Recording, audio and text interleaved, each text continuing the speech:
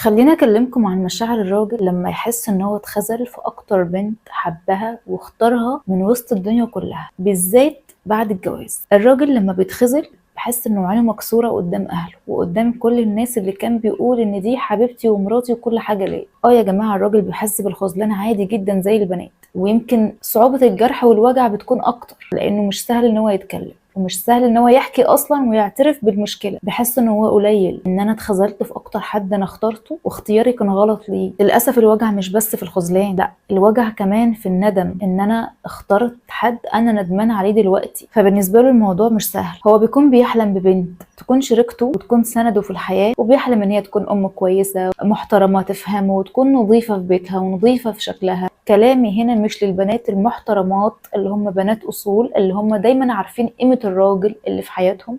انا كلامي للبنات اللي دايما واخده الجواز على انه هو صفقه احنا عايزين منها فلوس وبس. مش فارق معاها هو بيتعب، مش فارق معاها هو شقيان قد ايه وبيجيب الفلوس دي منين، مش فارق معاها ان هي تدعمه وتكون جنبه وفي ظهره طول الوقت. في حاجات كتير قوي بتكسر الراجل، زي الخيانه، زي الاهمال، زي ان هو بقت عينه مكسوره قدام اهله، بالذات لما يكون اختار بنت مش مقدراه، مش عارفه قيمته. فالراجل لما يختار بنت ويقدرها ويحطها في عينيه ويكرمها ويصونها وهي تعمل عكس كل ده، فهو حرفيا بيندم ندم عمره ان هو اختارها. ودي اكتر حاجه توجعه، ان الشخص اللي هو اختاره ما نصفوش قدام اهله، للاسف كسر نفسه كسر عينه.